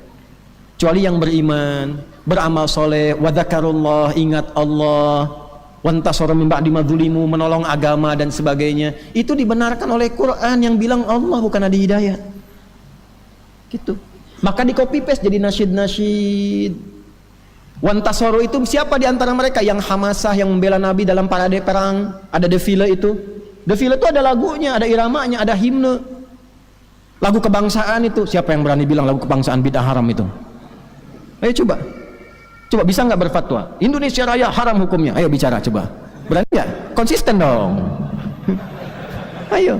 Kopassus punya himne tuh. Himne komando. Sikap nan tegap, waspada dan wibawa. Saya bimbing Kopassus loh, gini-gini juga. Coba bilang haram. Ya, gimana menempatkan itu?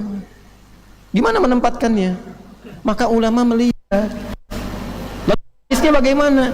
Ini di halaman 61 62 diruntut di sini sahabat-sahabat Nabi mana yang bahkan sering mendengarkan lagu itu.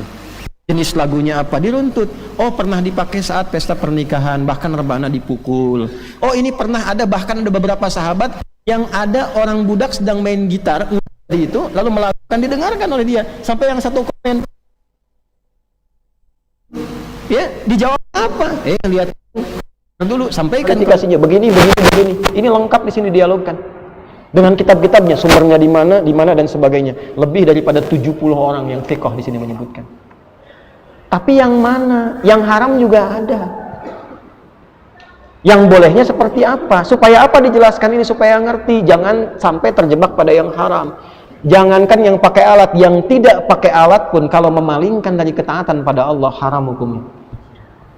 Antum tahu ada di masa sahabat orang munafik itu baca Quran dihukumi haram oleh ulama. Bahkan Quran. Kenapa? Karena dia saking bencinya dengan Nabi Muhammad, pura-pura masuk Islam, dia munafik. Dan Anda bayangkan, dia hafal dari Al-Quran dan jadi imam. Jadi imam, hafal Quran loh. Dan yang dia baca selalu surat Abasa. Abasa itu kan pelurusan Allah kepada Nabi dengan sifat maksumnya. Abasa wa tawalla, engkau bermuka masam sampai berpaling. Anja'ahul a'ma, sampai orang-orang yang datang matanya tidak melihat, engkau abaikan. Ya, itu bukan celahnya Nabi, bukan. Nabi itu melihat fokus dakwah secara fikih. Lalu Allah jaga dengan sifat maksumnya, semua harus dirangkul. Tapi orang munafik ini memahami ini ayat celaan terhadap Nabi. Maka apa yang terjadi? Dia baca itu terus, ya, niatnya apa? Untuk menjatuhkan Nabi. Umar tuh sudah gregetan, selesai saya bunuh nih orang, katanya. Umar. Dan itu viral, ada di kalangan, di buku-buku ini ada, dibahas. Kalau kita ngaji sampai situ kita tahu tuh, oh ini maksudnya ini. Kenapa disebut malahi? Malahi itu dari kata lahun, yang melalaikan. Paham sampai sini? Ya. Jadi ini, hati-hati kalau yang musisi jangan sampai terjebak ke sini. Orang lupa dengan Allah, bikin lirik mencela, bahkan mencela Quran, mencela Islam, itu haram. Atau isi ini nih. Ghazaliyat, zina, cinta satu malam, pasti haram. Pasti haram, nggak usah ditanya lagi itu. Pasti haram. Maaf ya. Maaf. Yang nyanyi maaf tuh, dikoreksi. Lirik koreksi. Ya. Tapi kalau kita bawa ke orang-orang yang melestarikan sifat halalnya tadi, apalagi di komunitas, memang komunitas itu komunitas musik. Eropa, Amerika, macam-macam. Saya punya teman saya mufti di Kanada. Mufti di Kanada, salah satunya. Ya, namanya Profesor Ahmad Slimi, keturunan Maroko. Itu cerita sama saya, Syekh Adi, Masya Allah. Ya, saat Justin Bieber macam-macam nyanyi dan sebagainya, ini anak muda tuh banyak tergerak dan sebagainya. Tapi ketika Maher Zain macam-macam bikin lirik, bikin ini, bikin lagu, mengenalkan Nabi, mengenalkan sholawat, tidak sedikit yang tersentuh dengan Islam. Bingung kan hukumnya? Masuk Islam karena musik. Apakah disebut Islam? Mungkin. Sisi yang mana nih, yang mana? Nah, gini, kalau haram mutlak. Ini saya menerangkan hukum ya, bukan pro sana sini, bukan. Kalau hukumnya haram mutlak, sekarang tanya statusnya. Bagaimana dengan yang di zaman Nabi, ada yang nyanyian bahkan pakai rebana, sebagian pakai alat, itu saat pernikahan dilakukan, dinyanyikan, dan Nabi katakan, komentar Nabi, biarkan, ini kan hari rayanya. Teman-teman yang mengharamkan mutlak mengatakan kecuali dalam kondisi itu. Ingat loh, haram mutlak itu kalau ada kecuali sifatnya darurat. Itu haram mutlak dalam fikih itu. Contoh gini, maaf ya, apa hukumnya daging babi? Haram dikonsumsi, haram, kecuali tuh. Dalam apa? Dalam terdesak, situasi nggak ada makanan dan sebagainya, yang cuma ada daging babi. Untuk mempertahankan hidup karena darurat, boleh dimakan, bukan untuk menikmati. Makan enak juga ya, nggak boleh. Ya, dosa hukumnya. Makan untuk menjaga ketahanan hidup sambil nyari makanan yang halal. Begitu dapat yang halal, tinggalkan yang haram. Itulah darurat. Nah, sekarang dihukumi haram mutlak, nggak boleh semuanya, kecuali dalam pernikahan. Berarti darurat. Sejak kapan ada hukum nikah darurat? Maaf, darurat nih, sedang apa? Nikah. Berarti antum nikahnya harus sementara tuh. Pulang dari sini pisah semua tuh. Nah, itulah konsekuensi hukum. Nah, ngajinya mesti sampai ke situ. Kalau nggak sampai situ nanti berat kita. Tapi kalaupun antum ingin mempertahankan diri, bisa menjaga supaya dekat dengan Allah, kalau bukan musisi, bukan pemusik, sudah konsisten, mendingan baca Quran. Itu aja kesimpulannya. Makanya kalau saya sikapnya, saya menjauhi itu, karena saya di Quran apalagi, nggak nyambung. Ya, tapi bukan berarti kita hukumi begitu, karena ada teman-teman kita juga yang di dunianya itu. Maka kita terangkan, kamu jangan masuk ke sini, nanti jatuhnya haram. Kalau masih ingin di situ, ada di situ, ini batasannya yang diperkenankan. Dalilnya apa? Ini. Kitabnya apa? Ini. Dulu siapa sanadnya? Ke sini. Silahkan baca. Tapi kalau kamu tidak di situ, ya nggak harus masuk ke situ. Enakan baca Quran. Ya, hafalkan Quran. Silahkan lihat, tanya murid-murid saya menghafal Quran. Pasti doktrin pertama saya, jauhi musik. Kalau sedang baca Quran, menghafal Quran dan sebagainya, supaya tidak terganggu gelombangnya. Fokus. Ya, kalau sudah tahu, sudah paham, sudah itu, ya silahkan. Teman-teman misalnya mau arahkan nazamnya ke pendidikan, jangan salah loh. Yang dulu syair ini sifatnya khamriyat sampai 6 ini, itu yang tadinya malahi melalaikan oleh ulama, diambil notasinya, diganti arudnya menjadi arud taklimi untuk pendidikan. Contoh, notasi yang sama mustafilun, dulu dipakai mabok, sekarang dipakai belajar alfiyah, kaidah bahasa Arab. Itu rumusnya sama. Ya.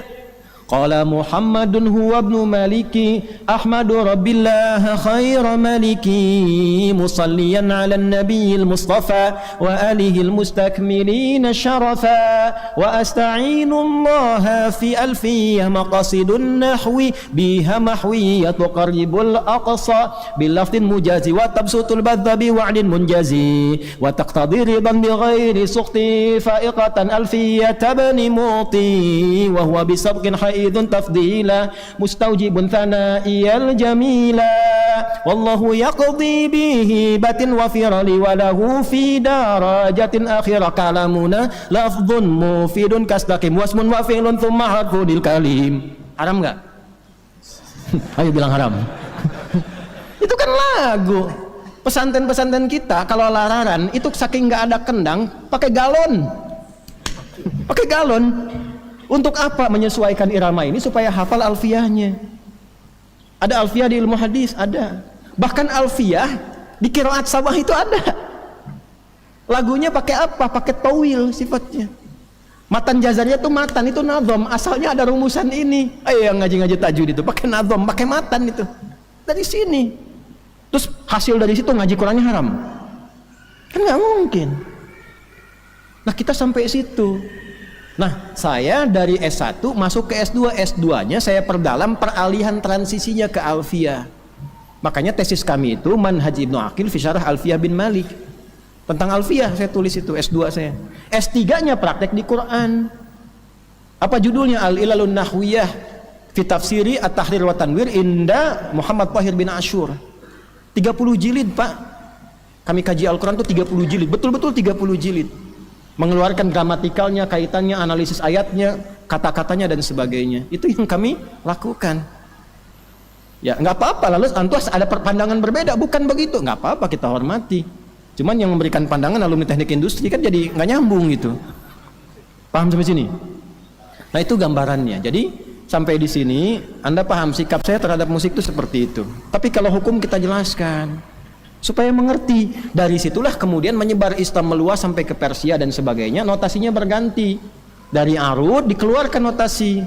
Ya, ad-durul mufassalah. Durul mufassalah itu mutiara yang tersambung. Lalu kalau kata-katanya dikeluarkan jadi huruf da, dal, ro, mim, fa, sod, lam, sin, dal. Dikeluarkan jadi melodi do, re, mi, fa, sol, la, si, do. Itu asalnya. Dibawa ke daerah ke Sunda itu ada daminati lada, ada pupuh, ada mas kumambang, ada macam-macam. Budak petik bisa ngapung, babakung ngapung na peting, nah dan sebagainya itu ya kan ada kan itu ya. Ya, itu bapak doblang wawaleran dan seterusnya itu kan ada itu di situ itu pupuh namanya. Daminati lada, natina midalatina, ada tuh. Saya tuh riset, Pak, untuk menghukum itu saya riset di sini apa, sini apa. Sampai nanti kemudian dipakainya di apa? Ketika orang Islamnya jauh dari Quran, ini masalahnya. Ngajinya turun, kesunahnya turun, sehingga lemah, kalah. Kemudian orang-orang Islamnya dibawa peradaban ke barat, oleh barat dikembalikan lagi ke sini. Ini yang jadi problem sekarang. Dulu dipakai ngaji, sekarang dibalikin lagi. Ketika jadi notasi, dibentuk notasi yang dikembangkan lagi. C, D, F, G, A, B, C, G, A, B, C, D, F, is, G, D, F, is, G, A, B, C, D, A, B, C, D, F, is, gis, A, F, is, gis, A, B, C, dis, E, B, C, dis, F, is, gis, A, is, B, is, gis, A, is, B, C, dis, A, is, bis, dis, is, A, is, bis, gis, A, is, bis, cis. Muncul kunci A mayor, A minor, kunci F, kunci G, kunci linggis, kunci tang dan sebagainya, saya nggak paham itu. Ya, peng, bam, bam, bam, bam, bam, itu asalnya ke situ, balik lagi ke sini. Digabungkan alat itu ketemunya di mana? Konser, organ tunggal macam-macam, biduannya joget-joget nggak karuan, ya jelas haram. Jadi jangan antum potong seakan-akan Ustadz ini mengatakan ada surat musik dan terkesan menghalalkan musik dengan itu. Itu dipertanggungjawabkan di akhirat tuh. Dipertanggungjawabkan. Yang itu jelas haram. Paham ya? Nah, Quran bukan musik. Quran bukan musik. Kalau ada yang mengatakan Quran itu salah fatal. Karena itu jangan Quran dibawa dengan lagu-lagu dan irama musik. Kalau sudah ini notasi musik jangan dibawa ke situ. Makanya saya Aiman Suwed itu koreksi betul tuh waktu ada salah satu peserta itu menggunakan banyak lagu. Oleh beliau koreksi, Quran diturunkan bukan untuk didengar nyanyian. Quran diturunkan supaya dihayati maknanya, dipedomani, diamalkan dalam hidup.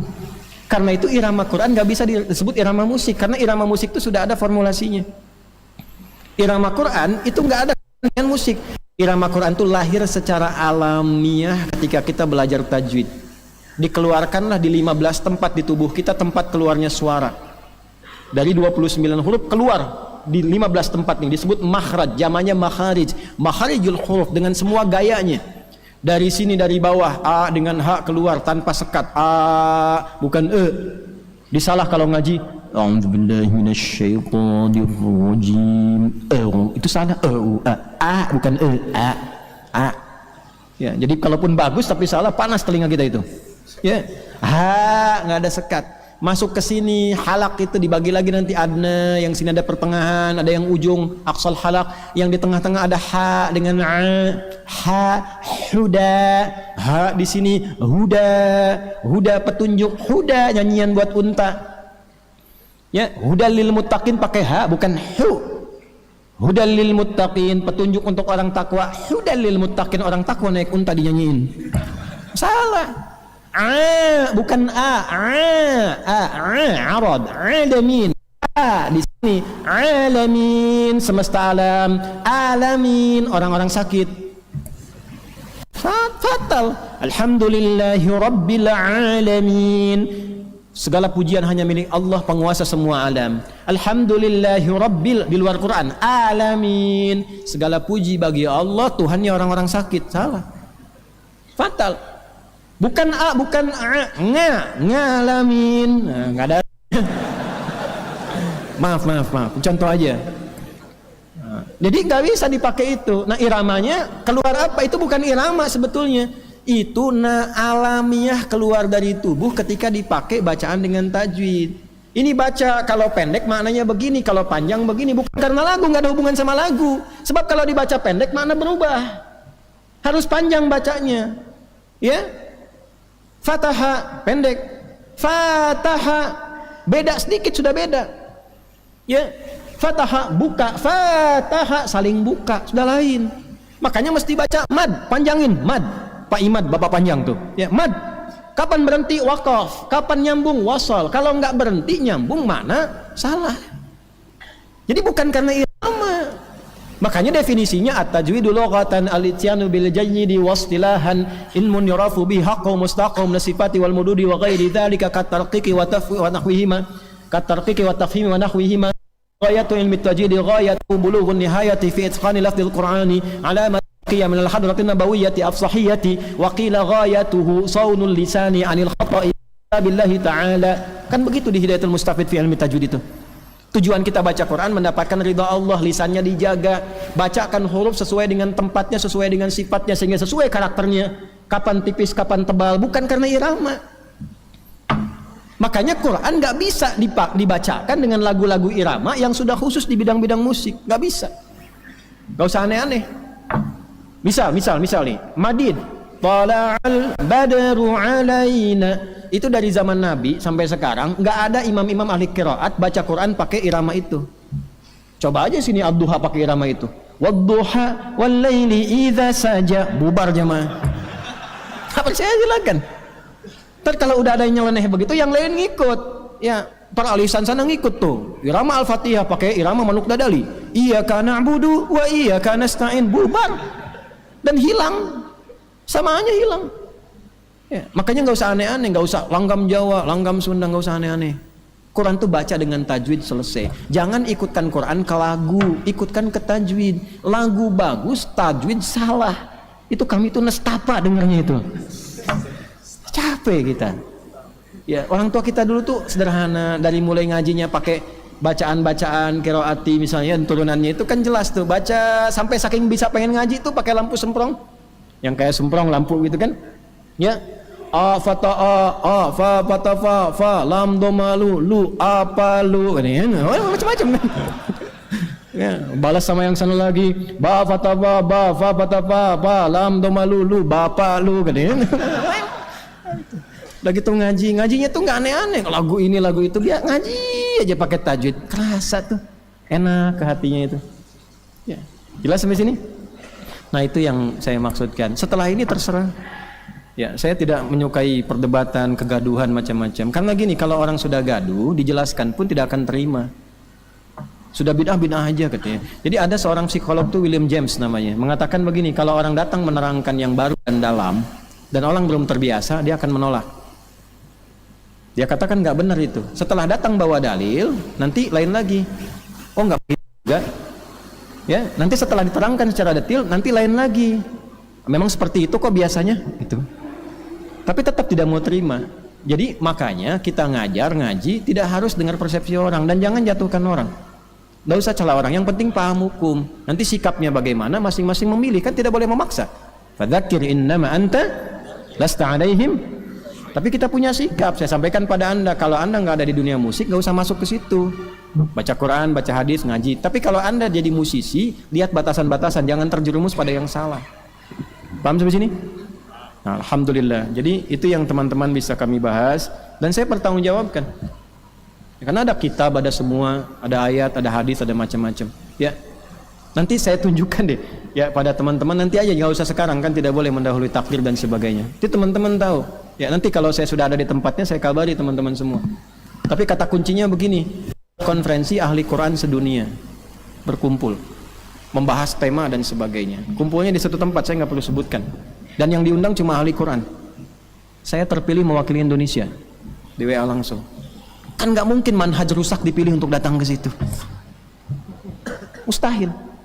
Nih Ustadz Hunaif ini di Al-Azhar. Saya ini diundang saya Al-Azhar, karpet merah ditungguin datang. Kan nggak mungkin kalau akidahnya menyimpang kita datang diundang saya Azhar. Ya. Nggak percaya tanya aja ke sana. Tanya kedutaan Mesir dan seterusnya. Jadi ya untuk apa? Tapi kan nggak perlu bicara-bicara begitu, untuk apa gitu. Kita ngajar bukan untuk begitu. Nggak ada kebanggaan. Yang bangga itu kalau Allah ridho. Takut kalau kita itu nggak diridhoi Allah, itu aja. Makanya Ustadz tuh tolong, ini Ustadz Unaif ini beliau ini lulusan Al-Azhar. Ilmunya banyak, yang perlu diviralkan yang begini. Kasih fokus itu. Ya nanti ngajar di channel-channel kita itu supaya orang tahu. Oh ini ilmunya ada, jalurnya begini dan sebagainya. Yang perlu diviralkan tuh dari daerah-daerah ulama-ulama kita kan banyak itu. Ada Gus Qayyum, Gus Baha, macam-macam yang lain. Itu harus banyak dikasih panggung supaya banyak tercerahkan. Gitu. Kok ngaji kok jadi pandai, yang ramainya malah saling menghujat. Ngaji apa dapatnya? Coba antum ngaji, setelah itu kok pandainya pandai mencela, pandai menilai, pandai mencaci. Itu antum dapat apa? Lalu Anda katakan ngaji kami Quran dan Sunnah. Di mana Quran mengajarkan begitu? Di mana Sunnah mengajarkan begitu? Kan musibah itu. Yang kasihan tuh yang awam-awam baru pengen belajar, ketemunya yang begitu. Kan kasihan gitu. Saya tuh nggak pernah kenal Bapak Ibu sekalian, nggak tahu. Bayangkan, nggak kenal, nggak pernah ketemu, tiba-tiba mengatakan Ustadz itu bermasalah manhajnya. Ketemu aja nggak pernah. Ya. Lalu ada yang mengatakan saya pernah ngaji dengan beliau tahun sekian. Setelah saya tahu penyimpangannya saya tinggalkan. Ya silahkan aja kalau mau ditinggalkan, nggak ada masalah. Tapi ketika Anda menilai, itu yang dipertanggungjawabkan. Saya tidak menuntut Anda untuk datang. Ya kalau mau ngaji dengan siapapun, alhamdulillah sepanjang bisa dekat dengan Allah. Tapi ketika Anda menuduh, tanggung jawab di hadapan Allah. Dan saya nggak pusing, nggak saya pikirkan. Kenapa saya bahas ini? Bukan karena tuduhan-tuduhan macam-macam. Karena teman-teman minta penjelasan hukum lengkap, saya bahas sekarang. Karena Anda aja. Bukan karena menjawab tuduhan. Jadi nggak ada hubungan. Klarifikasi. Nanti bentar-bentar ada konten-konten pemburu konten nih. Klarifikasi Ustaz tadi. Potong lagi nih. Nah, bentar lagi nih ada pemburu konten nih. Ya itu ngajinya bukan pakai ngaji kitab, itu ngajinya YouTube. Ya bukan sorop. Tabaya tubuh YouTuban. Ya, fasbakayu Facebookan, Instagram yang Instagrimu Instagraman gitu ya. Udah nanti lama-lama malah setannya banyak datang, kita malah teralihkan pada sesuatu yang tidak baik. Istighfar, salawat pada Nabi perbanyak. Ya astaghfirullahaladzim alladzi la ilaha illa huwal hayyul qayyum wa natubu ilaih.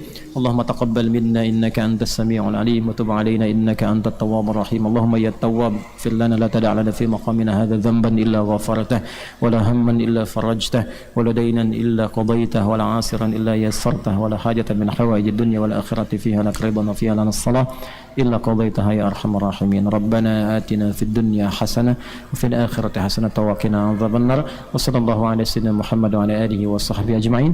Wa akhiru da'wana subhanakallahumma rabbana wa bihamdika nashhadu an la ilaha illa anta nastaghfiruka wa natubu ilaik. Alhamdulillahi rabbil alamin. Demikian yang dapat saya sampaikan. Saya kira topik ini selesai dan tidak boleh larut dalam kegaduhan, itu satu. Yang kedua, saya tidak tertarik untuk mengomentari apapun selain kita belajar, mengkaji dan mengaji. Dan selebihnya semoga kita dilindungi Allah Subhanahu wa taala. Assalamualaikum warahmatullahi wabarakatuh.